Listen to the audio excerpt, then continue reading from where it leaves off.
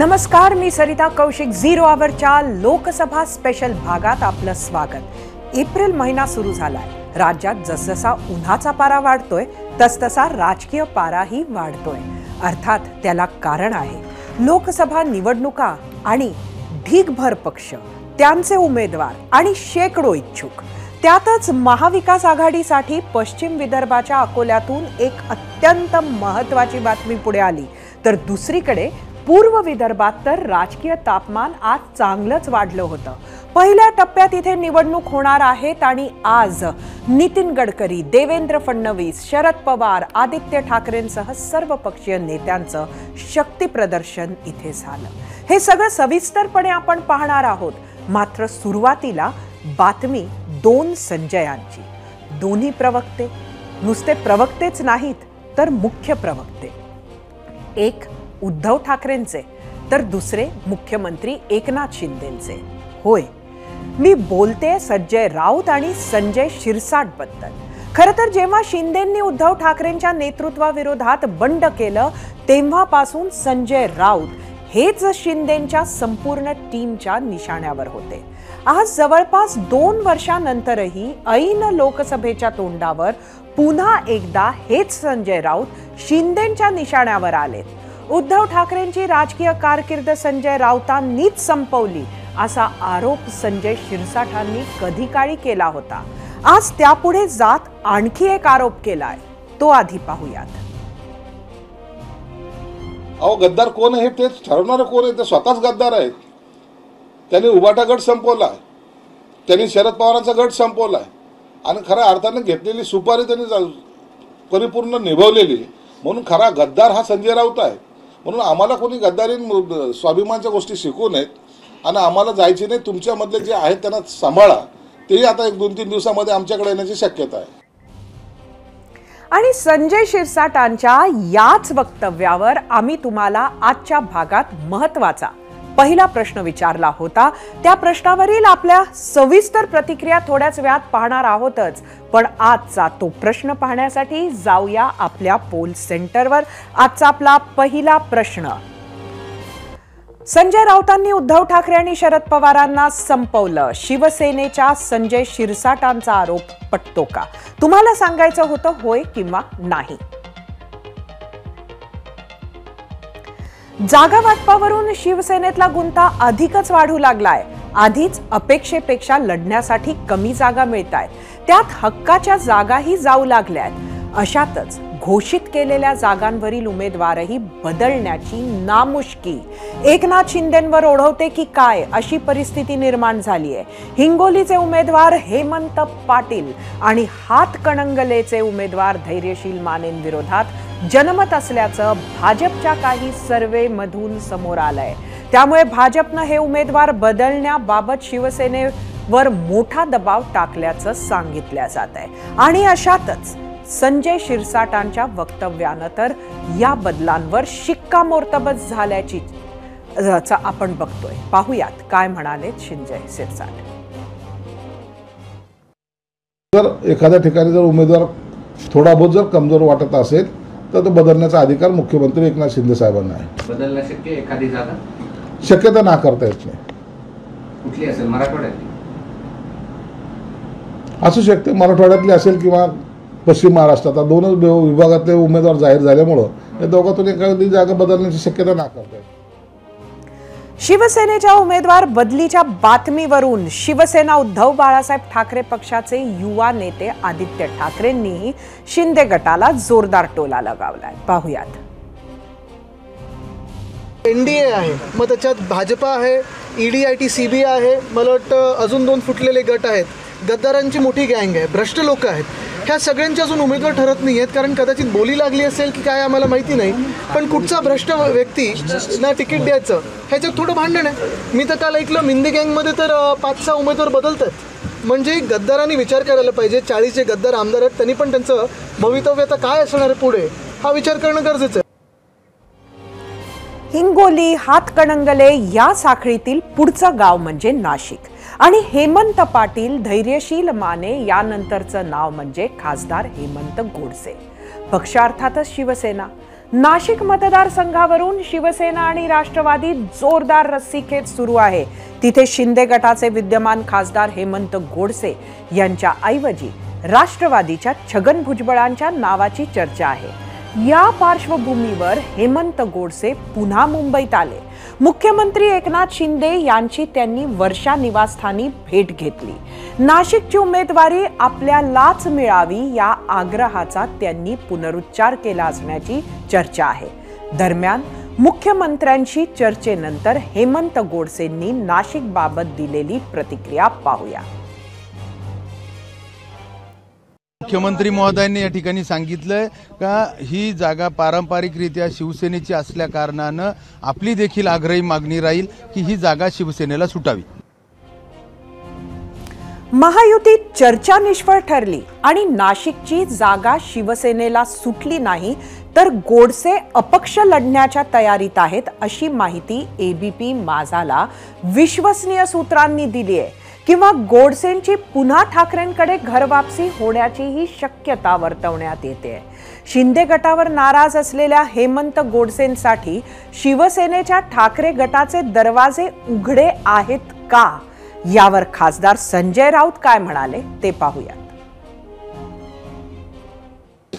गोडसे नाराज आहेत. मला माहिती कोण आहेत ते, कुठले आमच्या शिवसेनेचे होते. निवडून कोणी दिलं त्यांना? आम्ही दिलं निवडून. कोणत्याही गद्दारासाठी दरवाजे उघडे नाही. दरवाजा ठोका, दारात बसा, छाती पिटा, गद्दारांना दरवाजे उघडे नाहीत. जर आम्ही भविष्यात गद्दारांसाठी दरवाजे उघडे ठेवले तर मला असं वाटतं जे निष्ठावान, स्वाभिमानी, प्रामाणिक जनता आणि शिवसैनिक उद्धव ठाकरे यांच्या नेतृत्वाखाली आम्ही सगळे एकत्र झालो आहोत, हा त्या जनतेचा आणि त्या स्वाभिमानाचा अपमान ठरला. आता वळूया जळगाव जिल्ह्याकडे. हा जिल्हा 1991 पासून भाजपचा बालेकिल्ला राहिला आहे. तेव्हापासून झालेल्या 9 पैकी 8 लोकसभा निवडणुका भाजपनं जिंकल्या आहेत. इथून तिकीट मिळालं म्हणजे खासदारकी पक्की अशी स्थिती आहे भाजपची. त्यामुळे तिकिटासाठी मारामार ओघानं आलीच. 2019 साली भाजपनं स्मिता वाघ यांना लोकसभेचा एबी फॉर्म दिला होता. मात्र ऐनवेळी त्यांचं तिकीट कापून 40 गावचे आमदार उन्मेष पाटील यांना उमेदवारी दिली गेली. त्यानंतरही स्मिता वाघ पक्षासोबत एकनिष्ठ राहिल्या आणि आता 5 वर्षांनंतर त्यांना त्याचं फळ उमेदवारीच्या रूपात मिळालंय. याचा परिणाम म्हणजे तिकीट नाकारण्यात आलेले जळगावचे विद्यमान खासदार उन्मेष पाटील नाराज झालेत. आज त्यांनी उद्धव बाळासाहेब ठाकरे शिवसेनेचे खासदार संजय राऊत यांची मुंबईत भेट घेतली. त्यानंतर ते ठाकरेंचं निवासस्थान असलेल्या मातोश्रीवरही गेले होते. प्राथमिक चर्चा झाल्यानंतर उद्या दुपारी 12 वाजता उन्मेष पाटील, त्यांच्या पत्नी आणि पारोळ्याचे माजी नगराध्यक्ष करण पवार ठाकरे गटात प्रवेश करतील अशी चर्चा आहे. उद्या या विषयावर सविस्तर बोलेल अशी प्रतिक्रिया उन्मेष पाटलांनी दिली. जळगावमधून उन्मेष पाटील किंवा करण पवार यांना शिवसेना ठाकरे गटाची उमेदवारी मिळण्याची त्यामुळे शक्यता आहे. दरम्यान उन्मेष पाटील यांची समजूत काढण्याचा प्रयत्न भाजपकडून सुरू होता. प्रदेशाध्यक्ष चंद्रशेखर बावनकुळे यांनी त्यांच्याशी फोनवरून संपर्क साधण्याचा प्रयत्न केल्याची माहिती आहे. दरम्यान आज उन्मेष पाटलांच्या ठाकरे भेटीवर संजय राऊत काय म्हणाले ते पाहूया. लक्षात घ्या, उन्मेष पाटील हे भाजपचे जळगावचे विद्यमान खासदार आहेत आणि त्यांचा परफॉर्मन्स फार चांगला होता. अनेक वर्ष ते भाजपचं काम करत आहेत, तरी त्यांचं उमेदवारी कापल्याबद्दल आम्हाला आश्चर्य वाटतं. ते अस्वस्थ आहेत हे नक्कीच. आणि त्यांच्या मन की बात त्यांनी सांगितली, उद्यापर्यंत तुम्हाला बातमी मिळेल. महायुतीमध्ये नाराजांची वाढती संख्या असतानाच भाजपचे ज्येष्ठ नेते नारायण राणे यांनी मित्रपक्षांनाच इशारा दिलाय. शिवसेनेच्या उदय सामंतांकडून सिंधुदुर्ग रत्नागिरीवर दावा केला जात असताना नारायण राणेंनी मात्र हा मतदारसंघ भाजपचाच असल्याचा दावा केलाय. तसंच या मतदारसंघात कुणी लुडबुड न करण्याचा इशाराही राणेंनी दिलाय. त्यामुळे महायुतीत कोकणातल्या सिंधुदुर्ग रत्नागिरीवरून ऑल वेल नसल्याचं समोर आलंय. पाहुयात राणेंनी काय इशारा दिला तो.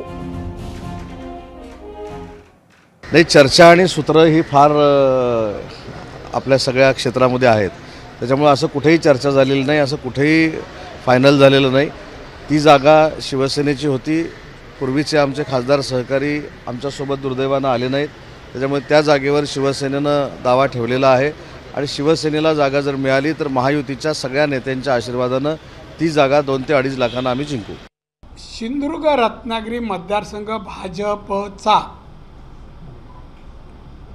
भाजपचाच आणि भाजपचाच उमेदवार लढेल. कोण असेल पक्ष सांगेल, कोण असेल पक्ष सांगेल, पण भाजपच लढणार. लुडबुड कोणी करू नये. मी मागे घेतलं नाही. भाजपची हा तो मतदारसंघ आहे आणि भाजपने माझं नाव जाहीर केल्यास मी लढणार आणि जिंकणार. महाराष्ट्रात सत्तेच्या पटावर सत्ताधारी विरोधकांमध्ये जागा वाटप, उमेदवारांचा तिढा तर सुरूच आहे. पण दुसरीकडे ज्यांना उमेदवारी मिळाली त्यांची अर्ज दाखल करण्याची ही लगीनघाई पाहायला मिळते. तर कुठे उमेदवारांनी प्रचारात आघाडी घेतली आहे. नागपूरमधून उमेदवारी मिळालेले केंद्रीय मंत्री नितीन गडकरींनी आज दक्षिण पश्चिम नागपूरमध्ये प्रचार केला. नागपुरात उष्णतेच्या पाऱ्यानं केव्हाच 40शी ओलांडली असली तरी या रणरणत्या उन्हाची तमा न बाळगता नागपुरातील भाजपचे 2 दिग्गज नेते आज प्रत्यक्ष मैदानात उतरले. दक्षिण पश्चिम नागपूर उपमुख्यमंत्री देवेंद्र फडणवीसांचा विधानसभा मतदारसंघ असल्यानं फडणवीस देखील या लोकसंवाद यात्रेत सहभागी झाले होते. 2019च्या लोकसभा निवडणुकीत जवळपास 65,000ची आघाडी एकट्या दक्षिण पश्चिम नागपूरमधून गडकरींनी मिळवली होती. याशिवाय महात्मा गांधींची कर्मभूमी म्हणून ओळखल्या जाणाऱ्या वर्ध्यातून आज महाविकास आघाडीच्या अमर काळेंनी अर्ज भरला. यावेळी त्यांच्या शक्ती प्रदर्शनात शरद पवारही उपस्थित होते. तर काळेंविरोधात खासदारकीची हॅट्रिक करण्याची संधी भाजपच्या रामदास तडसांना देण्यात आली आहे. वर्ध्याचा विचार करता सर्व समुदायांचं संमिश्र प्रतिनिधित्व इथं पाहायला मिळतं. पण प्रामुख्यानं तेली आणि कुणबी या 2 समाजाचं प्राबल्य आणि मतदार मोठ्या प्रमाणात वर्ध्यात आहे. तडस तेली समाजाचे मोठे नेते असल्यानं पवारांनी कुणबी उमेदवार देत ही लढत बरोबरीची होईल यासाठी डाव टाकलाय. दलित, आदिवासी आणि मुस्लिम लोकसंख्याही या ठिकाणी निर्णायक ठरू शकते. वर्धा लोकसभेअंतर्गत येणाऱ्या 6 पैकी 4 विधानसभा मतदारसंघामध्ये भाजपचे विद्यमान आमदार आहेत, तर काँग्रेस आणि स्वाभिमानी पक्षाचा एक आमदार आहे.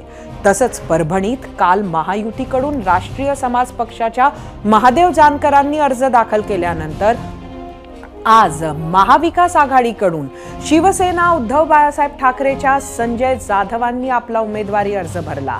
2 वेळा जिंकण्याचा अनुभव गाठीशी असणाऱ्या जाधव यांना तिसऱ्यांदा मैदानात उतरवत असताना ही निवडणूक सर्वार्थानं वेगळी असणार आहे. तर यवतमाळ वाशिम लोकसभा मतदारसंघात आज महाविकास आघाडीचे उमेदवार संजय देशमुखांनी अर्ज भरला. यवतमाळ वाशिम मध्ये ठाकरेंनी उमेदवार दिला असला तरी अद्याप महायुतीकडून शिवसेनेच्या भावना गवळींनाच पुन्हा संधी मिळणार की संजय राठोड उमेदवारी मिळवणार याचा तिढा कायम आहे.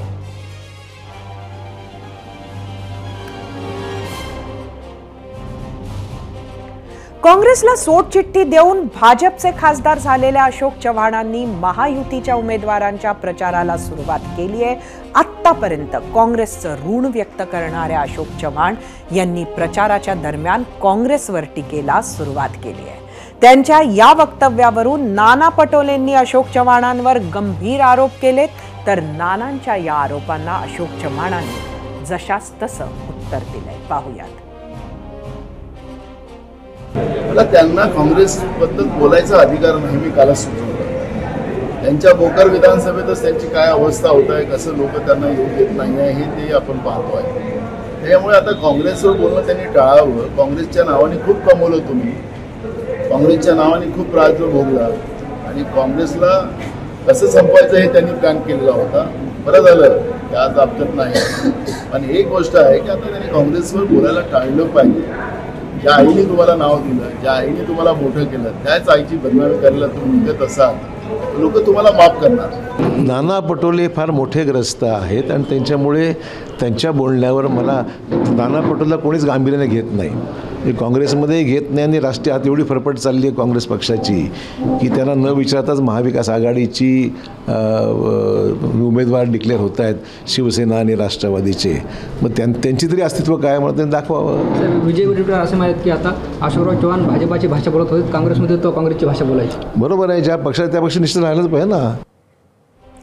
एबीपी माझाच्या माझा कट्टा या लोकप्रिय कार्यक्रमात आज काँग्रेस नेते संजय निरुपम आले होते. त्यांनी काँग्रेससह उद्धव बाळासाहेब ठाकरे शिवसेनेवर भरपूर टीका केली. आज काँग्रेसमध्ये आहे पण किती काळ असेल ते सांगता येत नाही अशी सूचक प्रतिक्रिया त्यांनी दिली. जिथे रिस्पेक्ट नाही तिथे थांबायचं कशाला असं विधानही संजय निरुपम यांनी केलंय.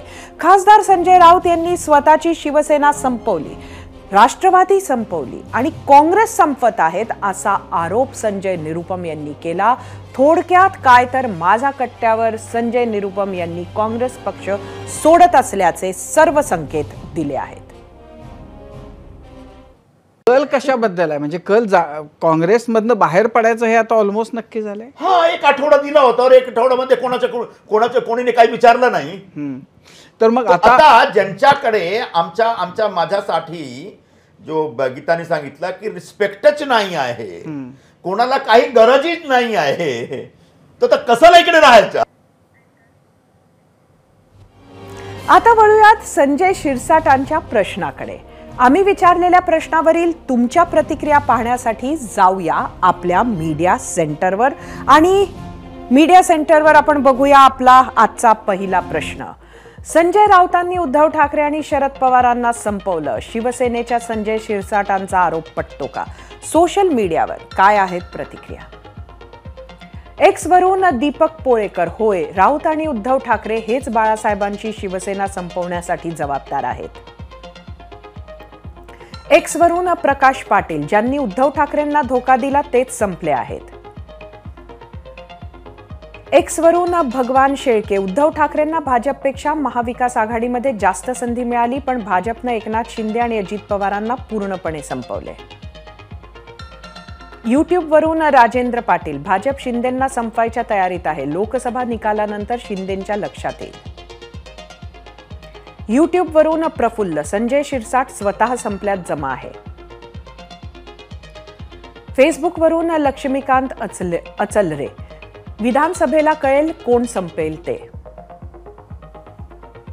इंस्टाग्राम वरून खंडेराव चिडगीर, संजय राऊत खरं बोलतात म्हणून ते सगळ्यांना टोचतात. दिवसभरातील महत्त्वाच्या घडामोडी पाहिल्यानंतर वेळ झाली आहे आजच्या आपल्या प्रश्नावर सखोल चर्चा करण्याची. त्यासाठी जाऊयात गेस्ट सेंटरला, जिथे आपल्या सोबत आहेत शिवसेनेचे मुख्य प्रवक्ते आणि आमदार संजय शिरसाट. 0 आवरमध्ये आपण त्यांचं स्वागत करूया. संजयजी, आपलं स्वागत आहे एबीपी माझाच्या 0 आवरमध्ये. खरं तर आपण आज म्हटलं की संजय राऊत यांनी शिवसेना संपवली, त्यानंतर राष्ट्रवादी ही संपवली, आता काँग्रेस संपत आहेत. नक्की काय म्हणायचं आपल्याला?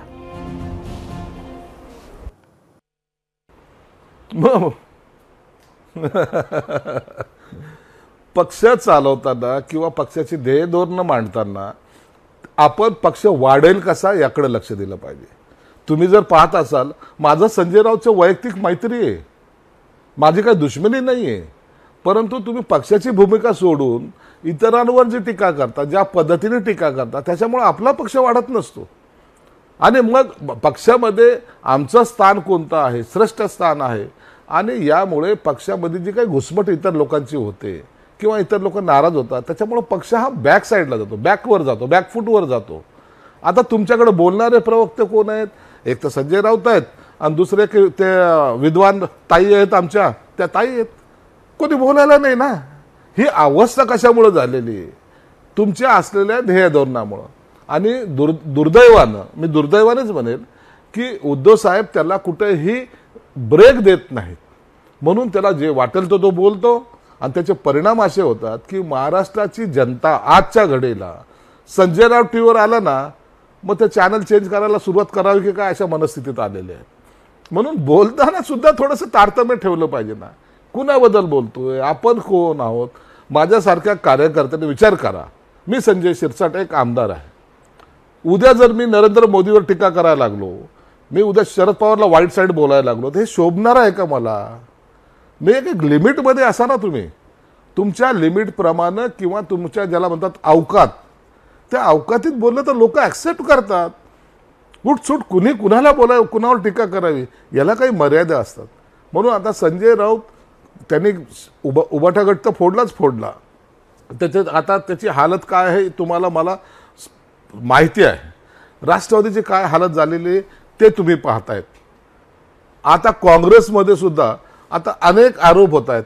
हेच संजय राऊत, त्याच नाना पटोलेला, कोण नाना पटोले, मी अशा कवडीबोल लोकांना विचारत नाही, माझ्यावरचे डायरेक्ट संबंध आहे असे बोललेले हेच आहेत ना. आता मांडीला मांडी लावून बसतात. परंतु आता जे मनभेद झालेले आहेत आता ते मिटणार नाहीत. म्हणून काँग्रेस सुद्धा यांच्याबरोबर प्रामाणिक राहणार नाही, ती सुद्धा फुटल्याशिवाय राहणार नाही.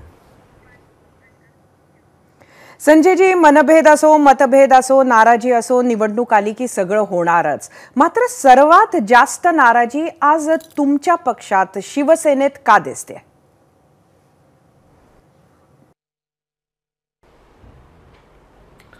निवडणुकीमध्ये नाराजगी तुम्हाला जे बघायला मिळते त्याच्या मागचं कारण असं आहे की आमच्याकडे उमेदवार जे आहेत हे जास्त प्रमाणात आहेत. प्रत्येकाला वाटतं की आपण हे निवडणूक लढवली पाहिजे आणि ज्या ठिकाणी जास्त स्पर्धा असते ना त्या ठिकाणी हे नाराजी नाट्य हे होत असतं.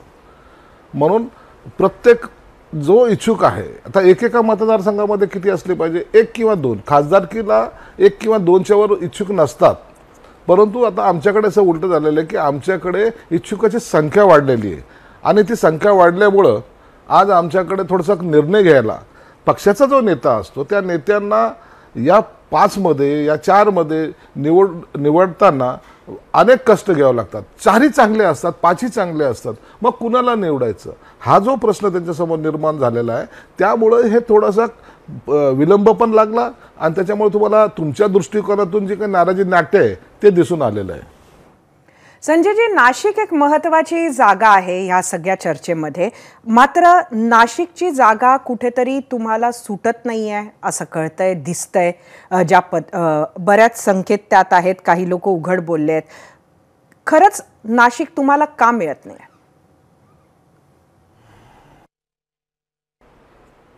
नाही, जागा आणखी कुणाला गेलेलीच नाही आहे. जागा ही काही राष्ट्रवादीला गेलेली आहे किंवा बीजेपी काही क्लेम करते अशातला काही भाग नाही आहे. काही लोकांनी असे अंदाज बांधलेत की ही जागा राष्ट्रवादीकडे जाणार आहे. म्हणून आम्ही जो क्लेम केलेला आहे की ही 2 वेळा खासदार त्या ठिकाणी राहिलेला आहे आणि तो प्रचंड बहुमताने निवडून आलेला आहे. काठावर पास झालेला उमेदवार तो नाही किंवा तो खासदार नाही. म्हणून ती जागा शिवसेनेलाच असली पाहिजे आणि शिवसेनेचं त्या ठिकाणी प्राबल्य पण आहे. ती जागा 100% निवडून येणारी जागा आहे. आणि त्यासाठी आता जर तुम्ही पाहिलं असेल तर उबाठा गटाचे जे काही सर्व कार्यकर्ते होते ते आज हेमंत गोडसेंबरोबर जॉईन झालेले आहेत, म्हणजे शिवसेनेबरोबर जॉईन झालेले आहेत. आणि मग अशा वेळेला त्यांना आपण पक्ष जॉईन केल्यानंतर सुद्धा आपल्या हक्काची जागा जर आपल्याला मिळत नसेल तर त्यावेळेला विरोध व्हायला सुरुवात होतं, नाराजी व्हायला सुरुवात होते. म्हणून माझा आग्रह आजही आहे, उद्या असणार आहे आणि मला वाटतं याची दखल सुद्धा मुख्यमंत्री एकनाथ शिंदे साहेबांनी घेतलेली आहे आणि ती जागा शिवसेनेला सुटेल असं मला आत्मविश्वास आहे. आपण कुठेतरी हे मान्य केलंय की त्या जागेला घेऊन नक्कीच काहीतरी सुरू आहे पडद्यामागे. पण जर ही जागा छगन भुजबळांना तरीही मिळाली, म्हणजे आपण जे सांगताय त्याच्यावरून दिसतंय की अडचण आहे, जर ही जागा छगन भुजबळांना मिळाली तर हेमंत गोडसे बंडखोरी करतील असे संकेत त्यांनी दिलेत. नाही, आम्हाला भांडण हे आमचं जागा सुटण्यापर्यंत मर्यादित आहे. एकदा जागा सुटली मग ती कुणाला सुटली काय सुटली, परंतु आम्ही महायुतीचं काम करणार आहोत. हे झालं नाशिकचं. पण जर आपण ठाणे आणि कल्याण डोंबिवली या दोन महत्त्वाच्या जागा पाहिल्या, म्हणजे एक ठाणे म्हणजे मुख्यमंत्री, कल्याण डोंबिवली म्हणजे CMचे पुत्र हे खासदार, पण या दोन्ही ठिकाणी सुद्धा उमेदवार जागा घोषित होत नाहीये. सामान्य शिवसैनिकामध्ये याचा काय सिग्नल जातोय? तसं नसतं. ह्या महाराष्ट्राच्या तुम्ही एक लक्षात घ्या, महाराष्ट्राच्या या लोकसभेच्या ज्या निवडणुका आहेत या 5 टप्प्यात आहेत. उदाहरणार्थ म्हणून सांगतो की आता संभाजीनगर आहे, ज्या ठिकाणचा मी आमदार आहे, याचा फॉर्म भरायची तारीख किती? 23 एप्रिल आहे. आज तारीख 2 तारीख आहे, 23 तारीख त्याची आहे. मग याचा जेव्हा घोषित करायचे तर 20 तारखेला केलं तरी चालतं ना. 18 दिवस बाकी आहेत त्याला, समजा एक अंदाज म्हणून सांगतो. तसंच ठाणे आणि कल्याणच्या जागेला असलेला कालावधी तो जो पाहिला तर तो प्रचंड कालावधी आहे. म्हणून आजच घोषित करायचं, उद्या काही जाऊन फॉर्म भरायचे नाहीच आहे.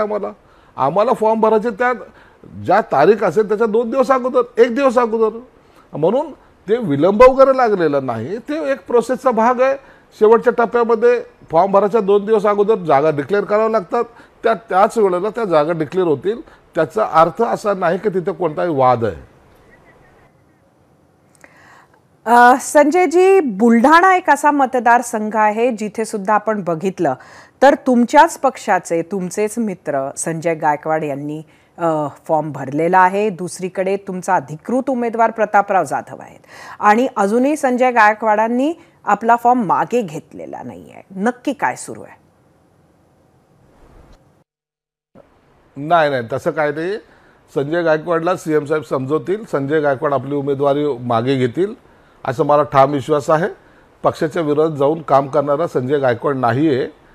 तो एक शिवसैनिक आहे आणि शिंदे साहेबांनी जर आदेश दिला तर त्या 1 मिनिटाचाही विलंब न लावता तो आपली उमेदवारी अर्ज मागे घेईल. फक्त त्याच्याशी आता आणखी शिंदे साहेब बोलल्या नमुळे कदाचित त्याचा फॉर्म हा राहिला असावा. संजयजी, माझा शेवटचा प्रश्न तुम्हाला, एकंदरीत जागा वाटपात शिवसेनेला किती जागा मिळाल्यात?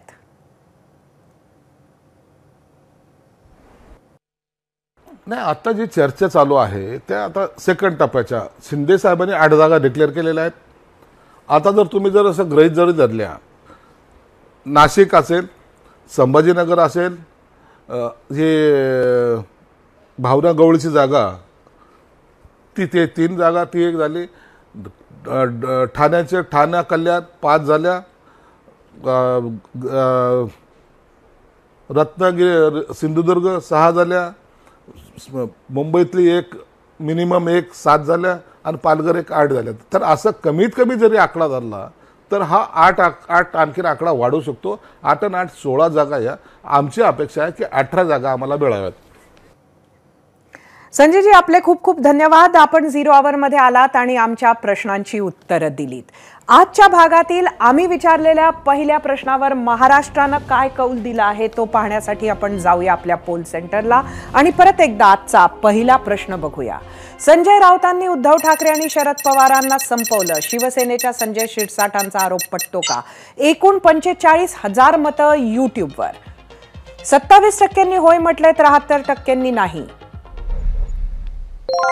इंस्टाग्रामवर एकूण 10,000 मतं. 56% म्हटलंय होय, 44% नाही. फेसबुकवर एकूण 7,000 मतं. 34% म्हटलंय होय, 66% नाही. एक्सवर एकूण 1,500 मतं.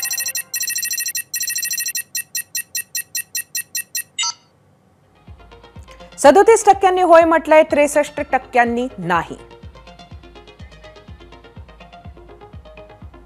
बाळासाहेब ठाकरेंनी शून्यातून एक संघटना स्थापन केली. हिंदुत्वाच्या, मराठी अस्मितेच्या मुद्द्यावर माणसं एकत्र आणली, माणसं बांधली, संघर्ष केला, सामान्य शिवसैनिकाला शक्ती दिली. संघटनेचं राजकीय पक्षात रूपांतर केलं. सामान्य लोकांचे काही भावनिक, काही अस्मितेचे, काही जीवन मरणाचे मुद्दे हाती घेतले. लोकांचा विश्वास संपादन केला आणि राज्याची सत्ताही मिळवून दाखवली. सत्ता आल्यावर काही चांगली कामंही करून दाखवली. सामनामध्ये काम करताना संजय राऊत यांना बाळासाहेब ठाकरेंचा सहवास लाभला. त्यांची काम करण्याची, विचार करण्याची पद्धत संजय राऊत यांना जवळून पाहता आली. त्यांचं राजकारण, त्याचे विविध कंगोरे, त्यातील खाचाखोचा संजय राऊत यांना जवळून अनुभवता आल्या असतील. त्या अनुभवाचा फायदा ते शिवसेनेला, उद्धव ठाकरेंना करून देतील अशी अपेक्षा होती. पण 2019 मध्ये भाजप सोबत निवडून येऊनही त्यांना सोडून काँग्रेस आणि राष्ट्रवादी सोबत जाणं, महाविकास आघाडी सरकार बनवणं, मुख्यमंत्री पद स्वीकारणं, आदित्य ठाकरेंना कॅबिनेट मंत्री करणं ही उद्धव बाळासाहेब ठाकरेंची चूक होती असं शिवसैनिक उघडपणे बोलून सांगत बाहेर पडला. आता बाळासाहेबांच्या शिवसेनेची 2 शकलं पडली आहे. उद्धव ठाकरे, आदित्य ठाकरेंपासून संजय राऊतांपर्यंत सगळेजण रोज जुन्या शिवसैनिकांवर आगपाखड करत आहेत. ते सैनिक सुद्धा ठाकरेंवर रोज तुटून पडतायत. ज्या पक्षासाठी खस्ता खाल्ल्या, जो पक्ष घाम रक्त गाळून वाढवला, त्याच पक्षातील 2 शिवसैनिक एकमेकांसाठी जी भाषा वापरतायत ते पाहून बाळासाहेबांच्या आत्म्यालाही त्रास होत असेल. या सगळ्या परिस्थितीला संजय राऊत जबाबदार आहेत असं दुसऱ्या बाजूनं सातत्यानं म्हटलं जातं. नंतर ह्याच संजय राऊतांवर राष्ट्रवादी आणि आता काँग्रेस फोडल्याचे आरोपही केले जात आहेत. पण दुसऱ्या बाजूनं सामान्य मतदारालाही असंच वाटतं का? ते मतपेटीतून समोर येईल हे नक्की. पहिला टप्पा तोंडावर असताना वंचित बहुजन आघाडीचे अध्यक्ष प्रकाश आंबेडकर आणि काँग्रेस प्रदेशाध्यक्ष नाना पटोलेंमध्ये जोरदार खडाजंगी रंगली आहे. महाविकास आघाडीमध्ये ठाकरे आणि शरद पवारांशी फाटल्यानंतरही प्रकाश आंबेडकरांनी काँग्रेसला पाठिंबा दर्शवला. पण पटोलेंना हे अमान्य आहे. कारण आंबेडकर भाजपचे हस्तक असल्याचा नाना पटोलेंनी आरोप केला होता. यावर पलटवार करत 2-2.5 महिन्यांपासून आंबेडकर व्यक्तिगत टॉर्चर करत असल्याचा आरोप पटोलेंनी केला. तशातच आता थेट अकोल्यात प्रकाश आंबेडकरांविरोधात काँग्रेसनं डॉक्टर अभय काशीनाथ पाटील यांना उमेदवारी जाहीर केली आहे. त्यामुळे वंचितच्या महाविकास आघाडीमध्ये समावेशाच्या चर्चांना पूर्णविराम मिळालाय. अशातच आता वंचितनं वारंवार काँग्रेसची चेष्टा केल्याची टीका नाना पटोलेंनी केली आहे. पाहूयात. आम्ही खूप पुढे गेलो होतो त्यांच्याबरोबर. आमचं मत होतं की यावेळेस मताचं विभाजन होऊ नये. त्यांनी आमची चेष्टा केली, वारंवार केली. तुम्ही 2.5-3 महिने तुमच्याच मीडियावर दाखवत होते. तरी काँग्रेसच्या वतीनं मी स्वतः भूमिका घेऊन माझ्या हायकमांडला समजावून सांगितलं होतं. आम्ही पूर्ण तयारीनं होतो. पण त्यांनी ज्या पद्धतीनं संपूर्ण महाराष्ट्रामध्ये कॅन्डिडेट उभं करायचं काम सुरुवात केलं, याचा अर्थ त्यांनाच ही मैत्री नव्हती पाहिजे हे त्याच्यातून सिद्ध होत होतं. मग त्यांनाच पाहिजे नाही तर मग आम्हाला कसं थांबता येईल? आणि याच विषयावर 0 आवरमध्ये आम्ही आज दुसरा प्रश्न विचारला होता. तो प्रश्न पाहण्यासाठी जाऊया आपल्या पोल सेंटरवर. आजचा आपला दुसरा प्रश्न: अकोल्यात प्रकाश आंबेडकरांच्या विरोधात उमेदवार देऊन काँग्रेसनं घाई केली आहे का? तुम्हाला सांगायचं होतं होय किंवा नाही. अकोल्यातील काँग्रेस आणि वंचितमध्ये सुरू असलेल्या संघर्षातून काही प्रश्न उपस्थित होत आहेत. पहिला प्रश्न: काँग्रेसनं उमेदवार जाहीर केल्यानंतर प्रकाश आंबेडकर आता त्यांनीच जाहीर केलेली काँग्रेसची 7 जागांवर मदत करणार का? अकोल्यातल्या ठिणगीनंतर वंचित पूर्णपणे महाविकास आघाडी विरोधात उमेदवार देणार का? आणि शरद पवार म्हणतायत की अजूनही वंचित सोबत चर्चा सुरू आहे. म्हणजे नेमकं काय सुरू आहे हेच जाणून घेण्यासाठी आम्ही आंबेडकरांना गाठलं. पण त्यांनी बोलणं टाळलं. इतकंच नाही तर त्यांनी इकडे नाना पटोलेंनाही इग्नोर केलं आणि फक्त कार्यकर्त्यांना आवाहन केलं. कार्यकर्त्यांना माझं असं नम्र आव्हान आहे की ही निवडणूक भारतीय जनता पक्ष आणि वंचित बहुजन आघाडी किंवा वंचित बहुजन आघाडी विरुद्ध भारतीय जनता पक्ष अशीच आहे. कोणीही हलगर्जीपणा करू नये, कोणीही मान प्रतिष्ठा करू नये. इलेक्शनमध्ये विजय मिळवण्याच्या दृष्टीने पावलं उचलावी, त्या दृष्टीने लढावं हे आव्हान मी आपल्याला करत आहे. काँग्रेसने अकोल्यात उमेदवारीची तयारी केली असली तरी राष्ट्रवादी काँग्रेस शरदचंद्र पवार गटाचे अध्यक्ष शरद पवारांना मात्र अजूनही वंचित सोबत येण्याची आशा आहे. काँग्रेसने उमेदवार देणार तुमची इच्छा होती की वंचितला उमेदवार देऊ नये काँग्रेसने? अजून वेळ जाऊन चर्चा करता येईल, काँग्रेसशी बोलता येईल आणि मी बोलणार आहे. अकोलाच नाही तर अनेक मतदारसंघात अशीच रस्सीखेच सुरू आहे.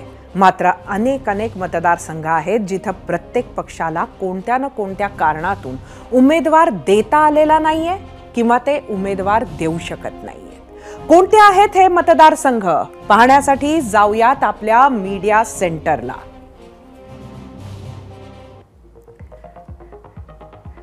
शिवसेना उद्धव बाळासाहेब ठाकरे पक्ष मतदारसंघ कल्याण उमेदवार निश्चिती होईना. शिवसेना उद्धव बाळासाहेब ठाकरे पक्षातच हातकणंगले, राजू शेट्टींना पाठिंब्याची शक्यता. उत्तर मुंबईमध्ये उमेदवार ठरेना. शिवसेना पक्ष मतदारसंघ ठाणे भाजपच्या दाव्यानं उमेदवारी रखडली. मतदारसंघ उत्तर पश्चिम मुंबई उमेदवार निश्चिती होईना. मतदारसंघ संभाजीनगर उमेदवार निश्चिती होईना. मतदारसंघ यवतमाळ वाशिम उमेदवार निश्चिती होईना. मतदारसंघ दक्षिण मुंबई भाजपच्या दाव्यानं उमेदवारी रखडली. मतदारसंघ नाशिक राष्ट्रवादीच्या दाव्यानं उमेदवारी रखडली. भाजपाचं पाहूया. मतदारसंघ उत्तर मध्य मुंबई उमेदवार निश्चिती होईना. मतदारसंघ दक्षिण मुंबई उमेदवार निश्चिती होईना. मतदारसंघ ठाणे शिवसेनेच्या दाव्यानं उमेदवारी रखडली. भाजपातच संभाजीनगर शिवसेनेच्या दाव्यानं उमेदवारी रखडली. पक्ष काँग्रेस उत्तर मध्य मुंबई उमेदवार निश्चिती होईना. जालन्यात काँग्रेसला सुद्धा उमेदवार निश्चित करता येत नाहीये. राष्ट्रवादी काँग्रेस पक्ष मतदारसंघ धाराशिव भाजपच्या दाव्यानं उमेदवार निश्चिती होईना. राष्ट्रवादी काँग्रेस शरदचंद्र पवार पक्ष मतदारसंघ माढा उमेदवार निश्चिती होईना. मोहितींसह अनेक नावं चर्चेत. तर सातारा मतदारसंघात श्रीनिवास पाटलांच्या माघारीनंतर उमेदवार निश्चिती होईना. मतदारसंघ बीड इथे शरदचंद्र पवार राष्ट्रवादी काँग्रेस बजरंग सोनवणे ज्योती मेटे इच्छुक उमेदवार बरेच असल्यामुळे निश्चिती होईना. तर रावेरमध्ये पवारांना एकनाथ खडसेंच्या माघारीनंतर उमेदवार निश्चिती होईना. भिवंडी या मतदारसंघात एकनाथ खडसेंच्या माघारीनं भिवंडी या मतदारसंघात सुद्धा उमेदवार निश्चिती होत नाहीये.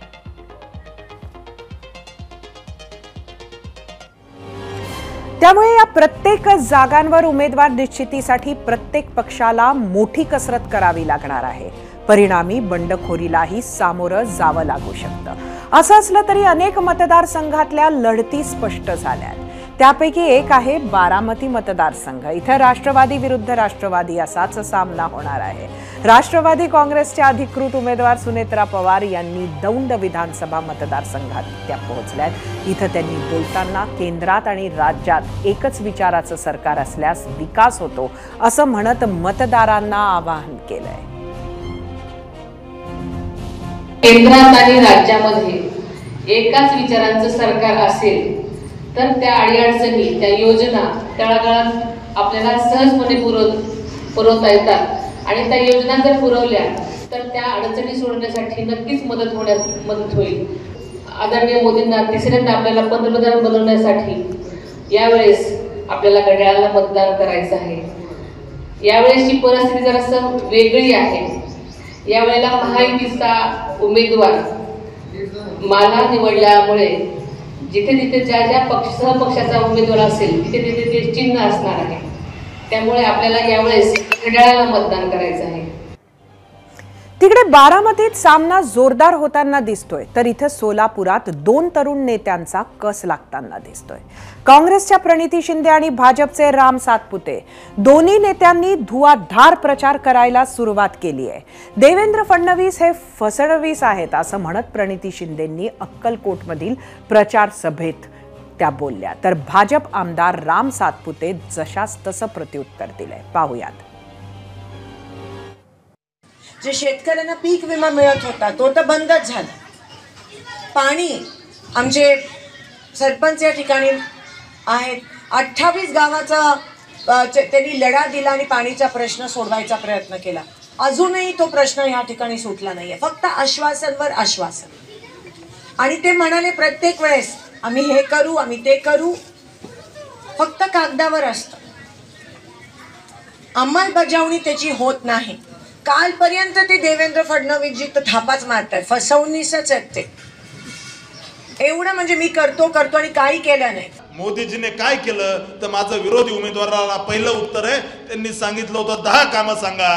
त्यातलं पहिलं काम की सोलापूर शहराला बायपास केला. या सोलापूर शहरामध्ये त्या ठिकाणी पिढ्यानपिढ्या विडी कामगार काम करत होता, त्यांना 30,000 घरं देण्याचं काम मोदीजीने केलं. हे दुसरं काम. 65,000 शेतकऱ्यांना त्या ठिकाणी वर्षाला 6,000 रुपये दिले. हे मोदीजींचं तिसरं काम आहे. मित्रांनो, मोदीजीने चौथं काम काय केलं तर मुद्रा योजनेच्या माध्यमातून या ठिकाणी सोलापूर जिल्ह्यातील 2.5 लाख त्या ठिकाणी कर्जधारकांना जवळजवळ 1700 कोटी रुपयाचं कर्ज दिलं. हे मोदीजींनी केलं. यांना जर कामं सांगायला जर झालं तर त्या ठिकाणी दिवस मावळेपर्यंत मी यांना कामं सांगू शकतो. या सोलापूर जिल्ह्यातील 850 पेक्षा जास्त ग्रामपंचायतीला प्रामुख्याने या लोकसभेमधल्या जलजीवन मिशनच्या माध्यमातून घराघरामध्ये नळाचं पाणी पोहोचवलं. आता वळूयात वंचित आणि काँग्रेसच्या प्रश्नाकडे. त्यावर तुम्ही दिलेल्या प्रतिक्रिया पाहण्यासाठी जाऊया आपल्या मीडिया सेंटरला. बघूया परत एकदा आपला आजचा प्रश्न. अकोल्यात प्रकाश आंबेडकरांच्या विरोधात उमेदवार देऊन काँग्रेसनं घाई केली आहे का? सोशल मीडियावर आलेल्या प्रतिक्रिया पाहूयात. एक्सवरून मिलिंद पाटेकर, काँग्रेसनं घोडचूक केली आणि याचे परिणाम येणाऱ्या निकालात दिसून येतील. युट्यूबवरून चिन्मय विंकर, महाविकास आघाडीला वंचित सोबत युती करायची नव्हती हे यावरून स्पष्ट होते. फेसबुकवरून प्रमोद वानखेडे, बाळासाहेबांच्या सभा पाहून काँग्रेस हताश झालीये, काँग्रेसवाल्यांना बाळासाहेबांना पुढे जाऊ द्यायचं नाही. इंस्टाग्रामवरून मुकुंद वायदंडे, काँग्रेस उमेदवारामुळे अकोल्यात प्रकाश आंबेडकर पडणार. आम्ही विचारलेल्या प्रश्नावर तुम्ही दिलेला कौल पाहण्यासाठी जाऊया आपल्या पोल सेंटरवर. परत एकदा आजचा प्रश्न. अकोल्यात प्रकाश आंबेडकरांच्या विरोधात उमेदवार देऊन काँग्रेसनं घाई केली आहे का? एकूण 30,000 मतं युट्यूबवर. 64% लोकांनी म्हटलंय होय, तर 36% म्हटलंय नाही. इंस्टाग्रामवर एकूण 3,000 मतं.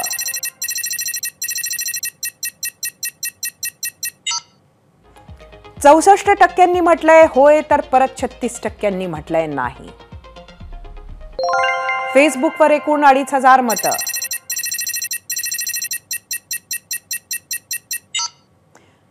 42% म्हटलंय होय, तर 58% नाही.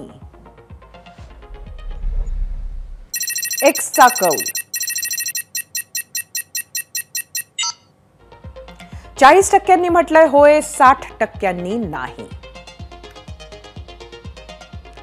कधी भाजपची बी टीम तर कधी काँग्रेसची बी टीम असे आरोप प्रकाश आंबेडकर आणि वंचितवर होत आले आहेत. 2019 साली 7% मतं घेऊन त्यांनी आपलं उपद्रव मूल्य दाखवून दिलं होतं. त्या पायावर हळूहळू मजले चढतील आणि उंच इमारत उभी राहील असं अपेक्षित होतं.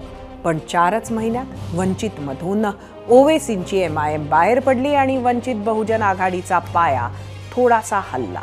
भीम आणि मीमची गोष्ट मागे पडल्यानं मुस्लिम मतं सोबत नसल्याचा फटका आंबेडकरांना जागा वाटपावेळी बसला असणार.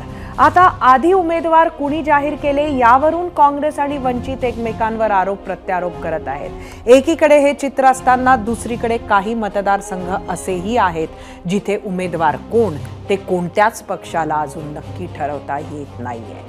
महाराष्ट्रात 5 टप्प्यात मतदान आहे. त्यामुळे अशा तडजोडीच्या जागेवर अर्ज भरण्याच्या शेवटच्या दिवसापर्यंत उमेदवाराच्या वाटाघाटी चालतील असंच सध्याचं चित्र आहे. याचा फायदा कोणाला, तोटा कोणाला हे मतमोजणीच्या दिवशी कळेलच. पुण्याचं ससून हॉस्पिटल कोणत्या ना कोणत्या कारणानं चर्चेत असतं. इथे एक 30 वर्षांचा तरुण ICU मध्ये उपचारांसाठी भरती होता.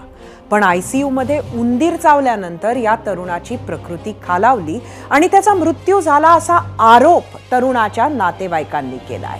सागर रेणुसे नावाचा हा तरुण पुण्यातील भोर तालुक्यात अपघातग्रस्त झाल्यानं 16 मार्चला त्याला ससून रुग्णालयात दाखल करण्यात आलं होतं. 26 मार्चला ICU मध्ये त्याच्या डोक्याला, कानाला आणि इतर अवयवांना उंदरानं चावा घेतला. त्यानंतरच या तरुणाची प्रकृती खालावली असा आरोप नातेवाईकांनी केलाय. आज सकाळी सागरचं निधन झालं. मात्र नातेवाईकांच्या आरोपात तथ्य नसल्याचं ससून प्रशासनानं म्हटलंय. मृत्युमुखी पडलेला तरुण दारूच्या नशेत पुलावरून पडल्यानं गंभीर जखमी झाला होता असं सांगत या प्रकरणाची चौकशी करण्यात येईल असं ससूनचे डीन डॉक्टर विनायक काळे यांनी जाहीर केलंय. ABP माझा, उघडा डोळे बघा नीट.